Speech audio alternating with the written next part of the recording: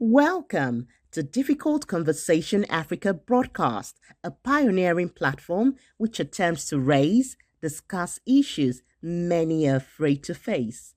I present to you the host, Yinka Olaito, a media communications development expert, author with about 2 decades experience in Africa and in the United States. Hello and good day, listeners. My name is Yinka Olaito, your host on Difficult Conversation Africa podcast.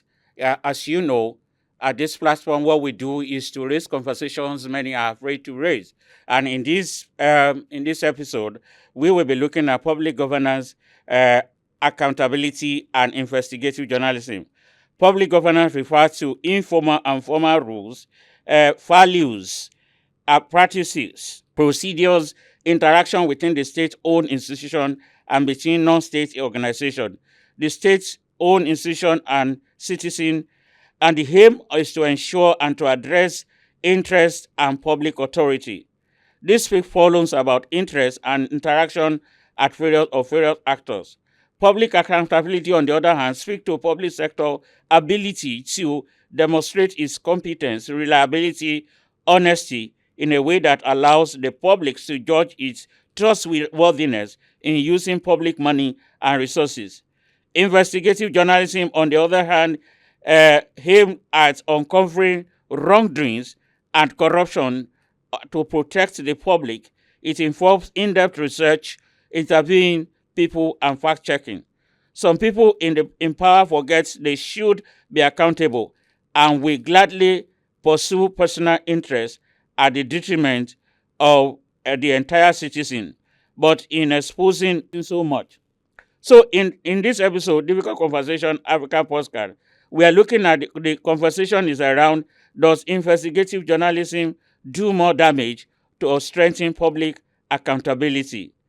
In today's episode, I have with me somebody from South Africa who is online with me.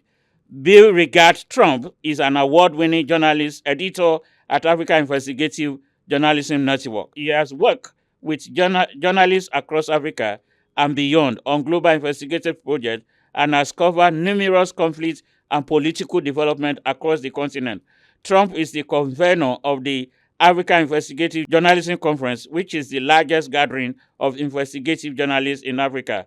He has worked and been an editor at various publications, including the Organized Crime and Corruption Reporting Project and the May Guardian. He is also a former Neyman Fellow at Harvard and co-author of a biography of liberation leader Chris Anning. So, thank you, Bill Regard Trump, for being with us today. Thank you very much for having me. Thank you. So we go straight to the first question. You lead one of the foremost Africa investigative journalism platform. Why is so important, and what has been the impact of AIGC?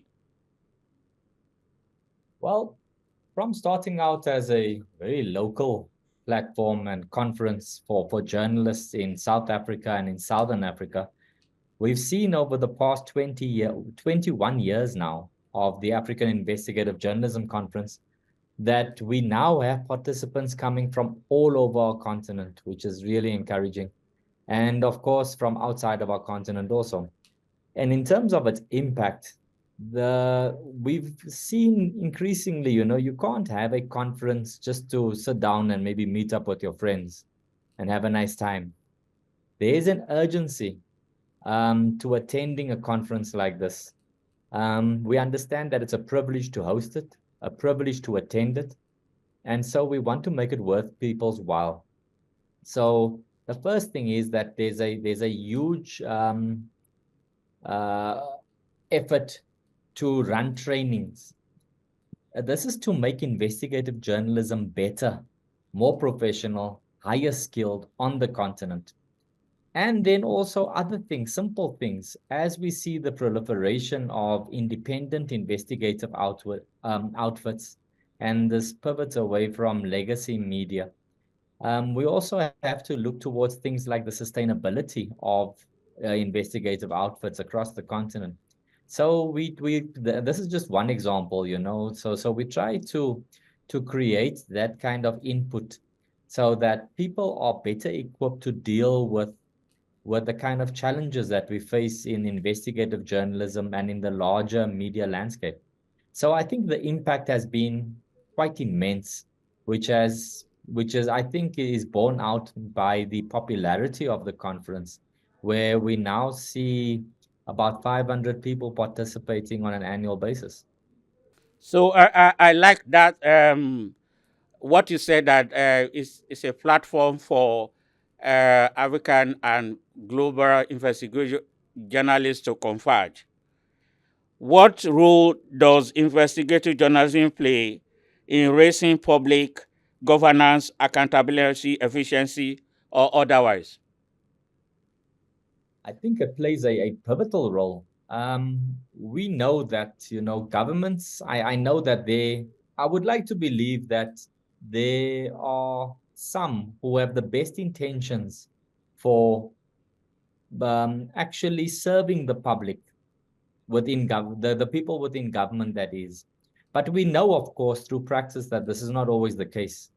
And that is where organizations, where us as Really? the fourth estate in journalism, within media, and others, of course, like civil society actors and others, we have it. Our mandate is to actually hold government accountable, to offer people, the ordinary person in the street, to help them to amplify their voices, to identify the cracks where everything from, sewage not being cleaned up to things like a government minister or sometimes even the president being embroiled in corruption and taking resources away from the people who they had sworn to serve. So investigative journalism becomes so much more urgent, especially in this day and age and in this African context. We know, I think it's popularly known that most of our population are young people. And many of them are frustrated young people, unemployed young people, people who don't feel that they have a voice or that they have a part to play within their countries. And so the idea of what we do, I think, offers them a semblance of hope, really, that no, we have to fight for the change that we want to see. So yes, I think investigative journalism in particular, of all the disciplines within journalism, probably plays the most crucial role. Thank you. Another question is, given the danger associated with investigative journalism, in some of the cases investigated, why should we continue to encourage some journalists to follow this path? Well, for a number of reasons. Look, firstly, one thing that's very clear is we don't get into this for the money. So this is not a get rich quick scheme. You know as well as I do, Yinka, that most of the journalists Yes, on I our know, but continent. it's just for the audience. Yes, exactly. Most of the journalists on our continent are working class people. But at the same time, we do understand that we have a huge privilege. It's a privilege to do this job, to hold power accountable, to ask questions that many Joe blogs are not able to ask, to actually go and tell the president, tell the minister, tell your local councillor, ask them the hard questions, where did the money go? Why wasn't this done? Why did you do it that way? Why did the tender go to that person and not the other, So yes, so that privilege is something which we don't overlook. And it's a skill which has a reward in and of itself. And yes, of course, many times we do work where we don't immediately see the impact thereof. Impacts. Yeah. But the truth of the matter is that I do believe that if we keep at it, we ultimately do see the impact. We saw this with the overthrowing of so many people who were authoritarian or dictatorial in how they ran what they thought was their country. And that is, there's a saying in English where they say death by 1,000 cuts. And that's what we do sometimes. Sometimes there's not one big swing. Sometimes you need a bit of Muhammad Ali, you need a bit of dancing in the ring. You need to check your opponent, and you need to find different ways to bring them down and to hold them accountable. And that is what we do. The most good and great investigative journalism isn't this one shot Mike Tyson stuff. It's actually going and chipping away at something which is clearly corrupt. Thank you for that clarity. Other question that is related to this is this.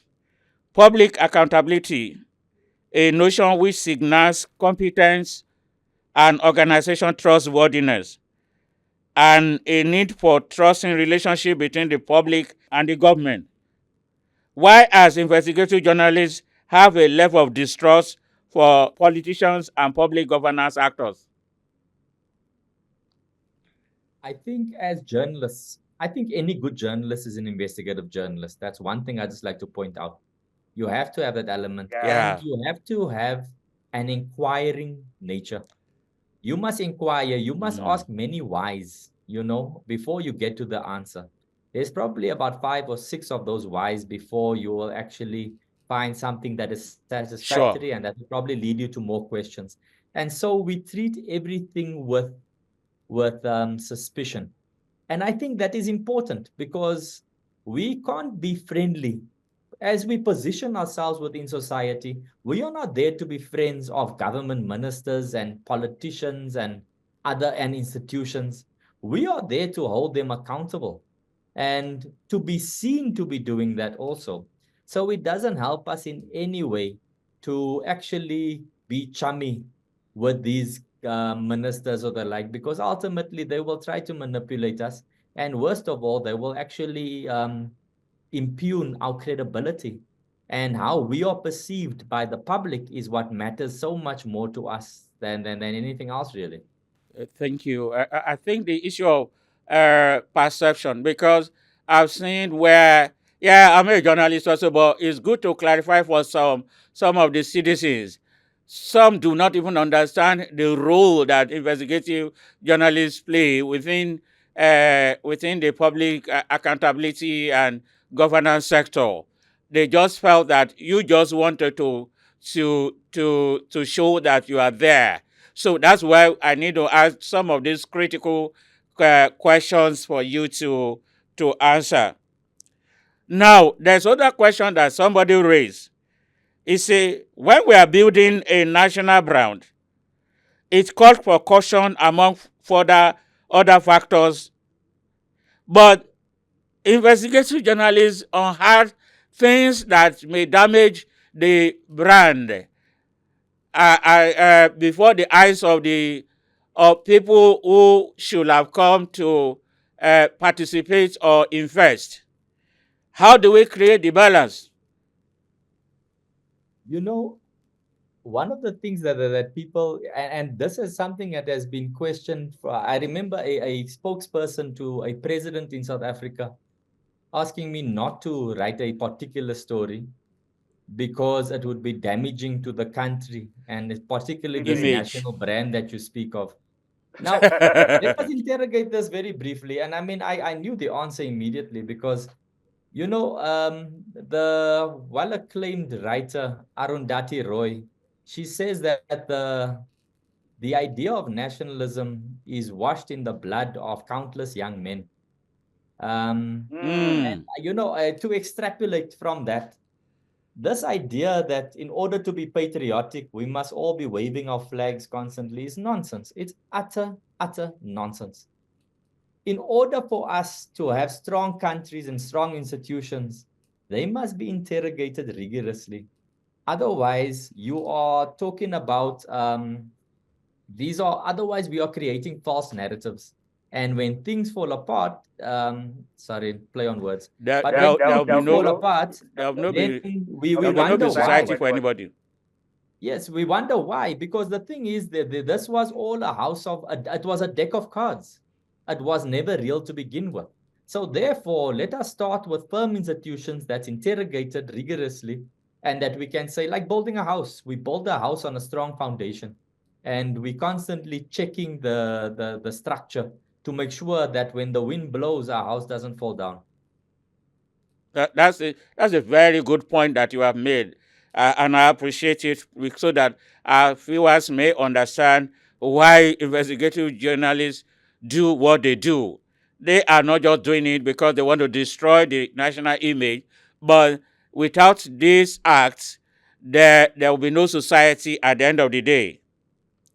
Now, the next question that I would just to add, Yinka, by asking the tough questions about the country and the way it is run, that in itself should be interpreted as an act of patriotism.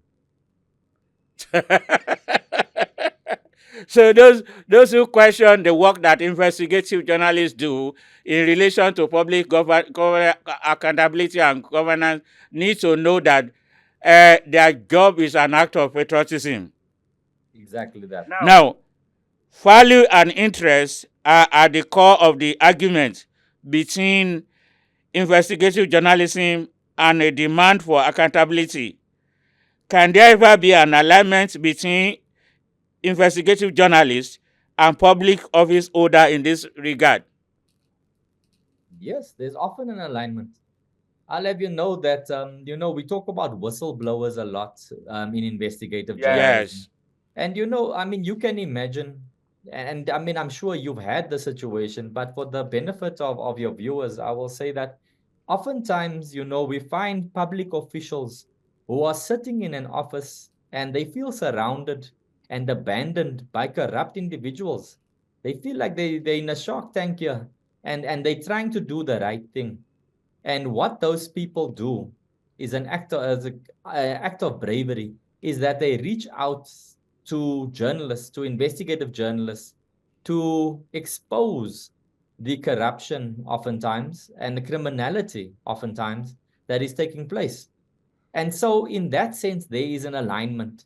So as far as a formal alignment goes, I think that we have to have a relationship with office bearers, with the lawmakers of every country, so that we can see the value in what each and everyone does. We do not go and claim that politicians are all rubbish and they all corrupt. That's nonsense. We know that these people have been oftentimes legitimately voted into power.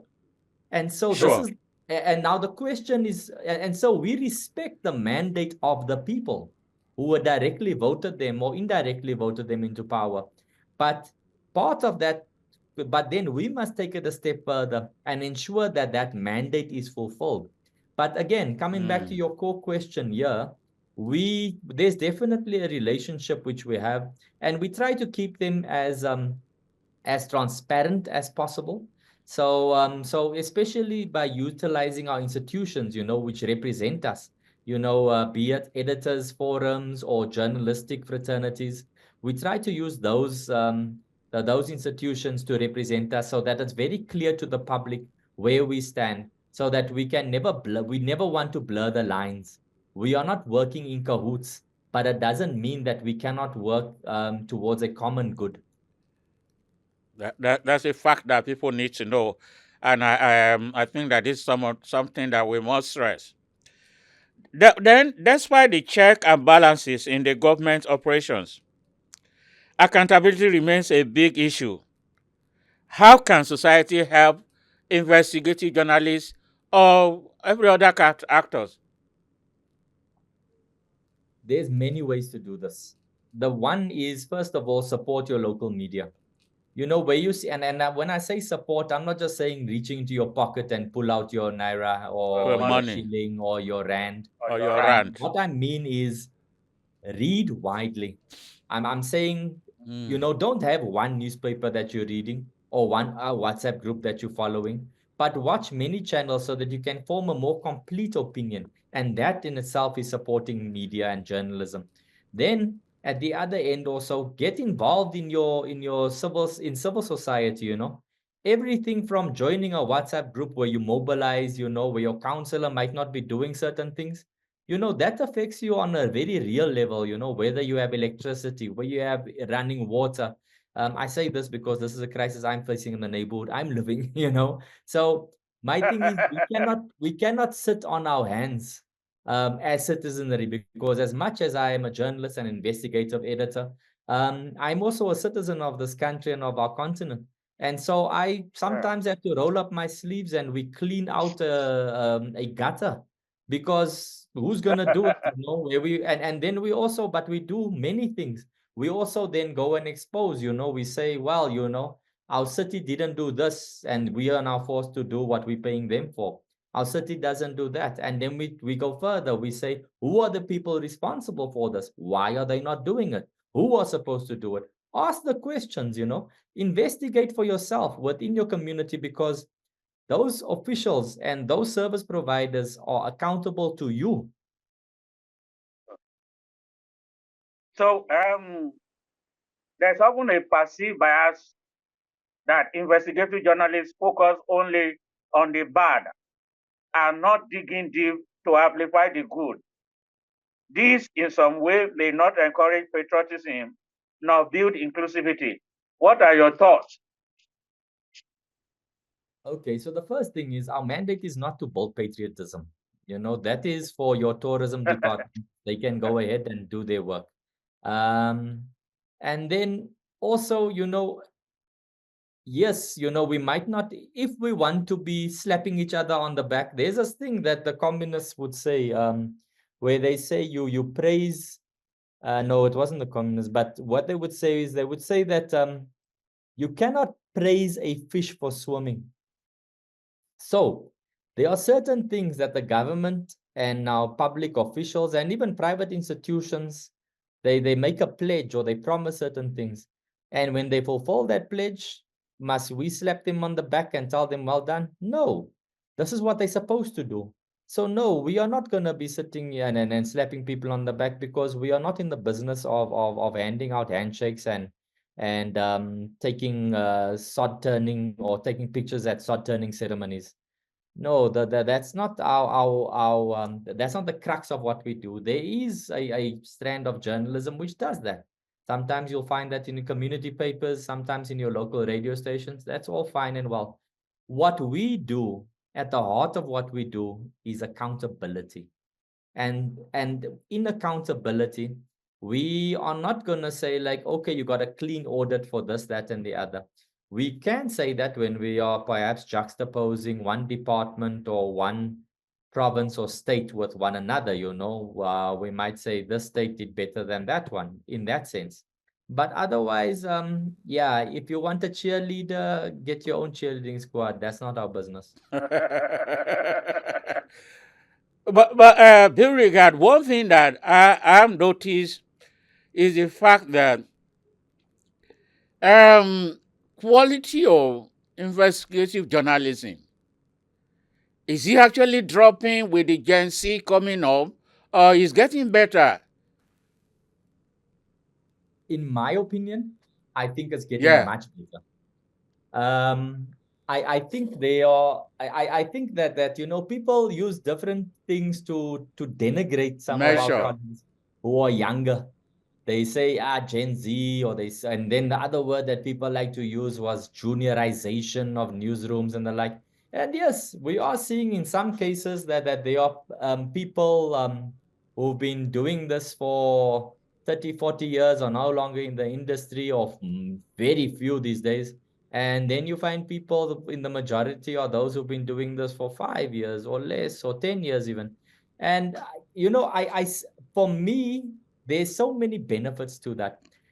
First of all, the kind of energy and innovation that I see on show by younger colleagues, I think is fantastic. And I'm seeing the most brilliant work. I mean, recently at the AIJC awards, we Yeah. have annual awards, Africa-wide awards, where we look at the best examples across the continent. We had a young man from Uganda winning. Yeah. And he won through, I mean, nobody could dispute that, surely, because it was an incredible piece of work, and he did it through grit and determination. I'll also point out some other colleagues, from another organization, Open Secrets. They were one of the finalists. Our colleagues in Ghana did some fantastic work, and they were dealing with bread and butter issues. That was the other thing I was so impressed with, Whereas too often I feel like what we're talking about in investigations is sometimes too highbrow. We talk about, we can talk about millions and billions being stolen. And after a while, these just tend to be numbers for people. It doesn't translate to, yes, but how am I affected?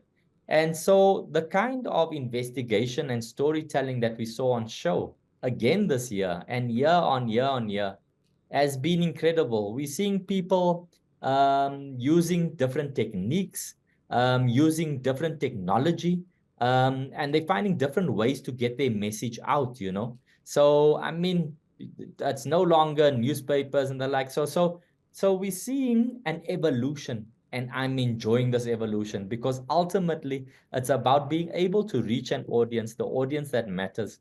And whether that is going forward and saying, okay, we're going to put out our message on WhatsApp, or we're going to put it on TikTok, or otherwise, or we also then go backward sometimes. Now, I don't think this is backward, but recognize that radio is still king in Africa.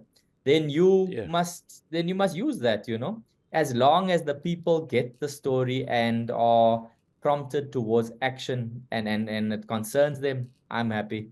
I don't have a problem with the quality of journalism. I think for the largest part, it has gotten significantly better. I'm so happy that in your own estimation, you feel that investigative journalism is getting better. Maybe lastly, let me just ask you, Beauregard, for every industry and every sector, we find a few who are not living to the standard and the ethics. And we find some investigative journalists who, instead of doing their job, they're compromising on certain professional ethics. What are your thoughts, and what is a platform like AIJC doing to weed the sector of such individuals? So I don't think that first of all, and this is not to pass the buck, but that is not the purview of AIJC. We run a conference and we try to influence. And when I say we, the conference is informed. But okay, let's leave AIJC as a professional journalist. What are your thoughts? So let's not bring AIJC into it. Sure. So I think it's always embarrassing because in order for us to do what we do, we need the trust of the public. Now, in some countries, we've seen that decline significantly, depending on the work that's being done. So it's important for us. So when we have colleagues who are of ill repute, who do things which undermine the ethics of the work that we do, then it is deeply concerning. And we can't just quietly whisper to each other that one is a bad one, is a bad apple. No, we must out these people. And this is where organization within journalism fraternities is so critical.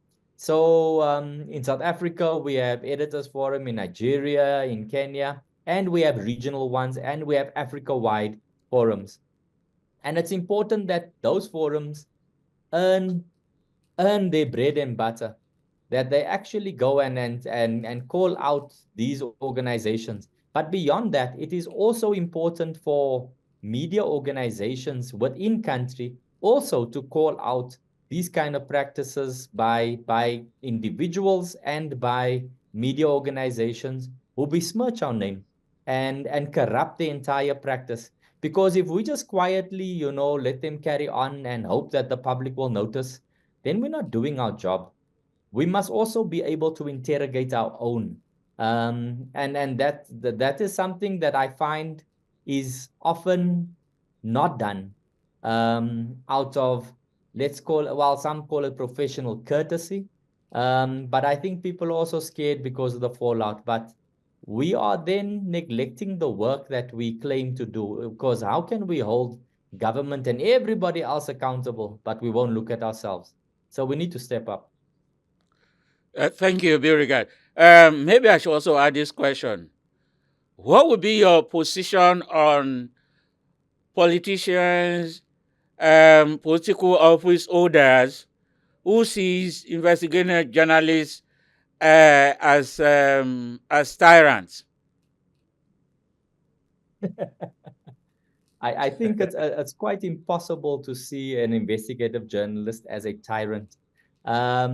Because if we are spreading information which is false, it should surely be easy to disprove that it is false. And so you find politicians almost always where we have had this kind of thing, you know. In South Africa, we recently had a former president taking a journalist, a very well-respected journalist, to court. And this happens way too often. And then they want to go and do the mudslinging. And oftentimes we know when it comes to female journalists, then there's always a sexual element to it. And it's the most despicable things that we see. But you know, this is the recourse of the coward, you know, when they have nothing else to give it, you know, because the truth, you know, the truth is what matters. And if they had truth to actually battle you with, to come back at you with, to refute what you are claiming, then they would use that. But instead they want to throw around words like tyrant and this, that, and the other, which of course is a bunch of hogwash. Okay, lastly, what will be your word for average Gen Z who is thinking the road is very rough and very demanding? The road is, it can be long, the road is demanding, but that's in anything that you do. And anything that's worthwhile to you is something that you have to stick at. I would advise that you look at the best examples of what's out there. If you want to actually get involved in investigative journalism, look at the best examples we have on this continent. Look at the Fourth Estate. Look at Africa Uncensored. Look at Tiger Eye. Look at these guys. Look at what they're doing, and see how they're doing it, and have the arrogance to imagine doing it better, because it takes a little bit of arrogance, and I think it's useful. So don't be afraid of that. But also have the humility to learn from those who have done it before you and those who are currently doing it. So I would encourage you to, and remember that the other thing, and then the most important thing that I can say is that if you become good at this, the impact of what you do, the value of your work will be immeasurable, because you will see it 5, 10, 50, 100 years from then, from the time that you do the work, the impact that you will have not only on the country, but the continent and potentially even the world. So it is massively rewarding work, which we do selflessly. And you know, for some people become rock stars, so that might be you. But you have to stay alive because that's what we keep. The No, news, but there's that's no the news other that thing, you watching. know. I can't imagine. I can't expect everybody to. And I know some people who are suckers for self-flagellation, but they just truly selfless people. But yes, we have bills to pay. We have, you know, we want a roof over our head. Maybe if we're lucky, we can afford a car. Maybe you can travel a little bit. Maybe you needed to put, well, you need obviously to put bread on the table. Sometimes children through school. And so it's important also to consider the funding models. And you know what? Things are not as bleak as some may make it out to be, because there are people who have created some decent funding models and some very good funding models. And again, look at best practice. You know, imitate what they do, adapt it for yourself and for your audience. There are many ways to skin a cat, they say. So look at that. So you don't have to be a pauper to be a journalist or an investigative journalist. You can, some people are doing pretty well. Yeah. Thank you, Beauregard. Beauregard Trump. the convener of the largest investigative journalism platform in Africa, AIJC. We're so proud of the work that you and your team are doing. And I must appreciate your work as an award-winning investigative journalist and some of the things you've done in the past. If I'm taking anything away, and some of our listeners too, especially those who are upcoming, they need to put in their best, and at the same time, they need to be ready for sacrifices. I'm happy that in the industry, things are changing for better, and that the younger ones are doing a better job at it. And the fact that investigative journalists continue to hold accountable the public office holders, and they are making Africa becoming a better place to live. We want to say thank you once again. Bill regard Trump. I'm sure I will come back to you again one of these days. Thank you for sharing the insights. And for our listener, this is the end of this episode. I'm sure that you've learned something. Public accountability and governance require the role the investigative journalists play. Please do not see them as not being patriotic, because where there's no society, there's nowhere we all can live. Thank you, and see you in the next edition.